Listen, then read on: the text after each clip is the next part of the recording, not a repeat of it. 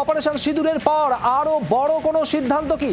অমিত শাহের সঙ্গে বৈঠকে অজিত ডোভাল জাতীয় নিরাপত্তা উপদেষ্টা, বৈঠকে বিএসএফ সিআইএসএফ এর ডিজিও, বৈঠকে রয়েছে তিন বাহিনীর প্রধান এবং CDS chief of defence staff Anil Chauhan.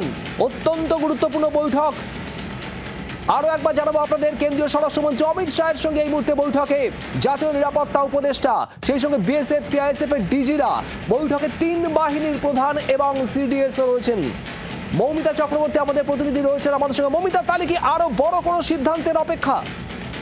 দেখো, এটাই কিন্তু এই মুহূর্তে ভাবাচ্ছে। কেন্দ্রীয় স্বরাষ্ট্রমন্ত্রী অমিত শাহের সঙ্গে বৈঠক শুরু হয়েছে অজিত ডোভালের। অত্যন্ত গুরুত্বপূর্ণ এই বৈঠক, কারণ গতকাল যে রাতের সাক্ষী থেকেছে গোটা দেশবাসী এবং পাকিস্তানকে, পরতে পরতে বুঝিয়ে দেওয়া হয়েছে তার আরো একটা রোডম্যাপ কি তৈরি হতে চলেছে আজকে স্বরাষ্ট্রমন্ত্রীর সাথে এই বৈঠকে, যেখানে অজিত ডোভাল পৌঁছেছেন কিছুক্ষণ আগেই, রয়েছেন সিডিএস চিফ এবং তিন বাহিনীর প্রধান রাজনাথ সিং। তার আগে 2 ঘন্টারও বেশি সময় ধরে বৈঠক করেছেন। অমিত শাহের সঙ্গে এই বৈঠক রাজনৈতিকভাবে এবং এই মুহূর্তে যে পরিস্থিতি তৈরি হয়েছে তাতে অত্যন্ত গুরুত্বপূর্ণ। নজর রাখো মৌমিতা। আরো একবার জানাবো আপনাদের, প্রতিরক্ষা মন্ত্রীর সঙ্গে এর আগে বেশ কিছুক্ষণ দীর্ঘক্ষণ বৈঠক হয় তিন বাহিনী প্রধান সিডিএস এরও।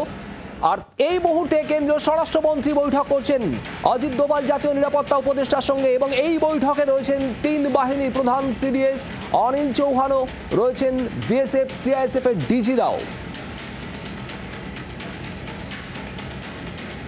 একের পর এক উচ্চস্তরের বৈঠক দিল্লিতে এবং গোটা পরিস্থিতির উপর কড়া নজরদারি এবং অবস্থা বুঝে কড়া সিদ্ধান্ত নেওয়া হতে পারে। এবং সেক্ষেত্রে কি আরো বড় সিদ্ধান্ত অপারেশন সিঁদুরের পর এর পর কি হতে চলেছে? যেভাবে নির্লজ্জের মতো একটানা হামলা চেষ্টা চালিয়ে যাচ্ছে পাকিস্তান, গতকাল রাত ভোর আমরা দেখেছি।